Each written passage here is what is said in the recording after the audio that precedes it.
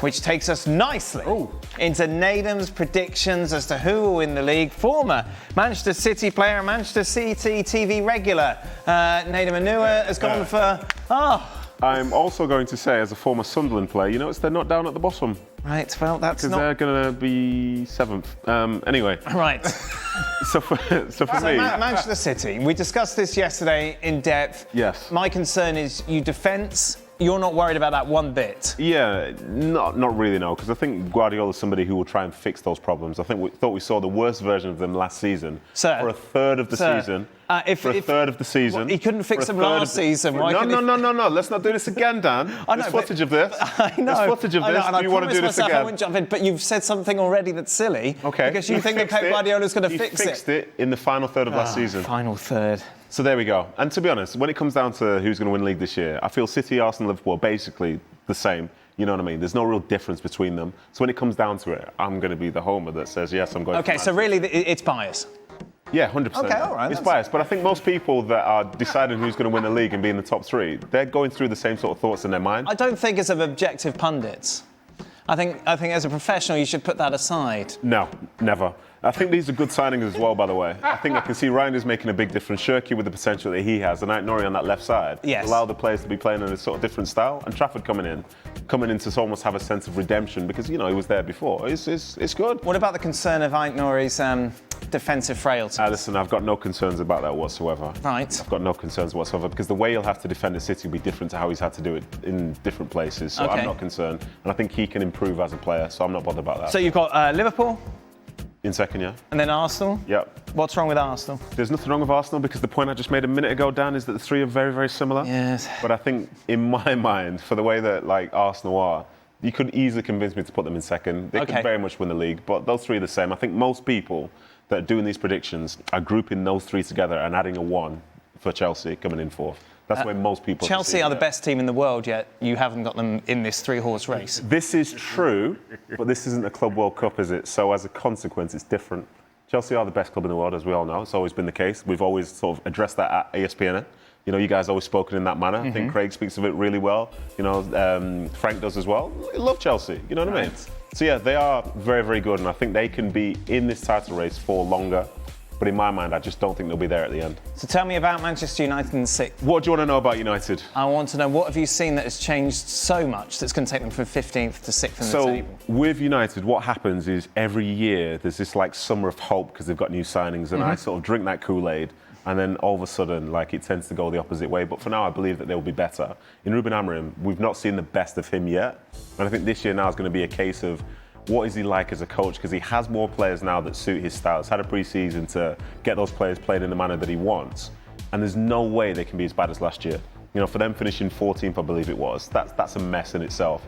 So I think they are capable of being able to progress up the league, not least of all because they're going to be playing 1 game a week. Not being in Europe should be a huge asset for them. And if it turns out to be a problem, then there's real questions about Amorim and the future of the club. Fair? And should we take a look at my predictions then? Go on and let's have a look. My concern with Manchester United is that they still don't have a midfield, I think, that can compete properly. Valid. And I think that's going to be a big issue for them, and that's why they're not going to finish in the top 6. Gyökeres top scorer and player of the year.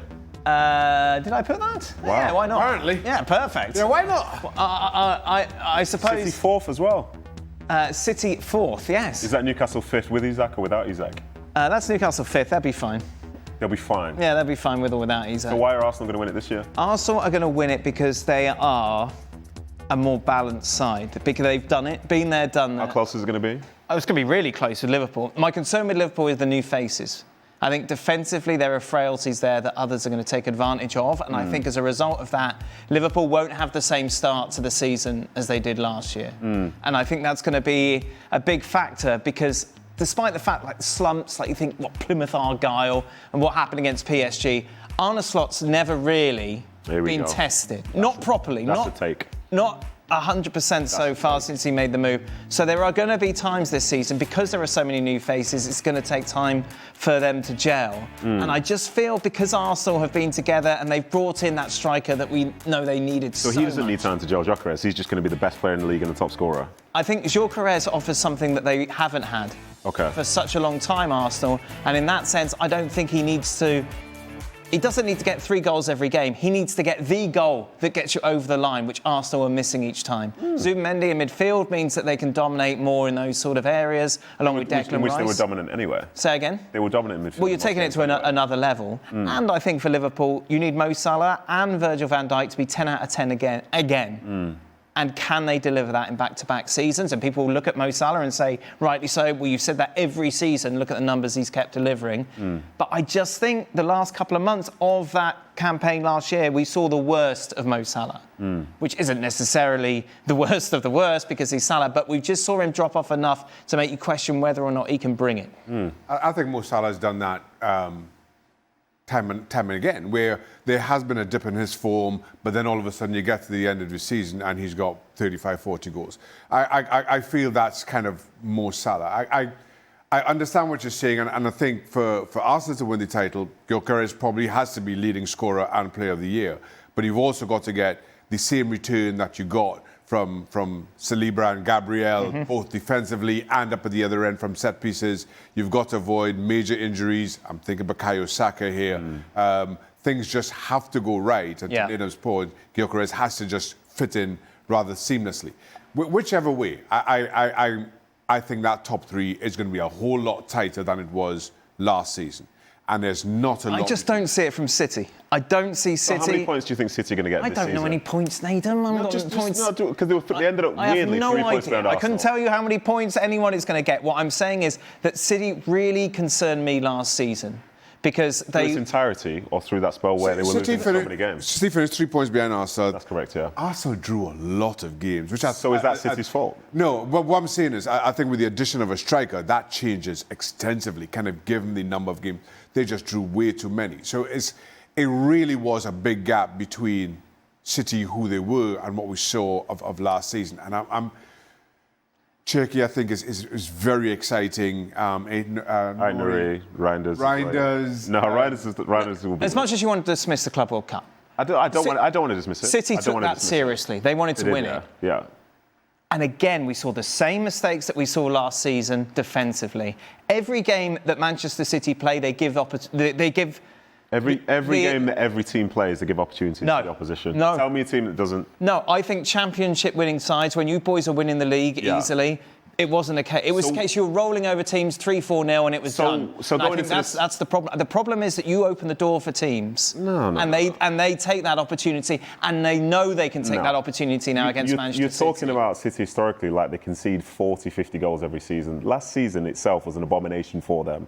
And the point I was trying to make... But they haven't brought in any new personnel to change that. What they have done in their favour is more players will be available to Guardiola this year that weren't there for those tough parts last year, because you can. He doesn't like having too many players. He gets angry. You can talk, You can talk about, say, for example, Kuzanov did well for City, relatively speaking. Yeah. No. In the moment, he did well for them, relatively speaking. No. He did. He did. I don't think he did. No. I know, but that's what you think. I'm telling you what I think. Oh, okay. So to carry on from that point, so now Kuzanov... at the start of this season, the last game that City played against Palermo or whatever, John Stones played. When was the last time you saw John Stones playing in the Premier League for City? You probably don't know, okay? So to add into that, you've got John Stones, you've got Manuel Akanji, you've got Ruben Diaz, and you've got Nathan Ake, alongside of Vardiol, who could also play in that position. Right. City played at their best when they had their best defenders available. That's what the previous years have been. Add into that the point that you don't want to make, which is a big point, having their number 6 come back into the team as well. And with that number 6 who complements everybody in that midfield, the way that City will look this year in good health will be very different to how it looked at their lowest point last year. My problem with those defenders that you've named, I don't think any of them have played up to what we expect of them over the last 18 months. No. And I think you're No. That's way off the pace. I don't think so. I don't think you look at those players and you think, oh, OK, yes, Ruben Diaz is back to the... How did they win the league the year before? Back to the Ruben Diaz. How did they win the league the year before? 18 months is what I'm talking about. Yeah, but how did they win? If they'd already won the league by then, that was it. What? They were done. It was fine. But honestly... Oh, I love you, Dan, honestly. You look at someone like Ruben Diaz... I'm taking Saliba and Gabriel every single day of the week. Which is completely fine. And that's different to what you've had to deal with before. No, it's not. Because Saliba and Gabriel have had a really good partnership for the last 3 seasons, you could say. Right. That's spoken for itself. Same way with Liverpool. You've got Kanate and you've got Van Dijk. But where City are different is their combinations change almost on a game-to-game basis. And that's been to their detriment over the last 18 months. No, not 18 months. If you had said last 12 months, I'd make a better argument. But instead, you're just not there, Dan. You're just way off the mark. I'd say the last 13 months. Listen, I understand where you're coming from, but what I would say is most people that watch them on a week-to-week basis with a level of emotion around it. I watch them. You know, we all watch them. No, I understand. No, you don't. You don't watch them properly. You don't see what's going on. I see them. You don't watch them. With big gaping gaps. You don't watch them. You don't watch them, and that's fine because you've got a lot of other stuff to watch. What am I doing with City playing? As is the case with most this show. Like I love it. Oh my goodness, he's coming over. Right, get ready for this, Shaq. Listen, this is I really like this show, but it's terrible. I'm going to draw a line now. This is where some fans get really angry because the way that we talk about our teams isn't to the same detail that they'd want, but it's because we have to look at everything. But they're watching it with a bias. We don't. You've already admitted that you've only picked Manchester City because you're a City fan. Yes. So therefore, it's very difficult for you to sit there objectively and tell me that defensively over the last 14 months, no, but I've told you, I've literally provided you facts on the last 2 days about what City did in the second half of last season. But they don't matter to you. Don't let facts affect your feelings. I know. I'm not sure. Here's the problem. You keep bringing up this last how many months? The last 20 games of last season. Last 20 games in which you got knocked out of the Champions League by Real Madrid. Yeah. Terrible Real Madrid side, worst one that we've seen for years. Yeah.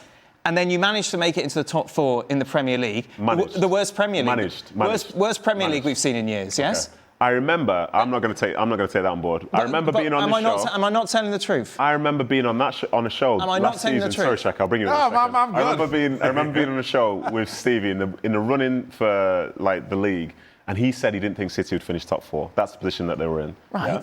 They end up finishing the season 3 points behind Arsenal. So something has changed there, and Stevie understood how wild it was what he was saying. Stevie, Stevie's here. You know what I mean? Let him have his opinion. Because Stevie said it, that's your source. City will play in a manner which suits them this season, and with good health, they'll be very competitive. And like you said, I've shown my bias in terms of picking them to win the league, but I've also said all 3 teams are basically the same in my mind. So why would I not pick the team that I support? It's fun. It's going to be a lot of fun this season starting. There we are. Clearly. It's fun already.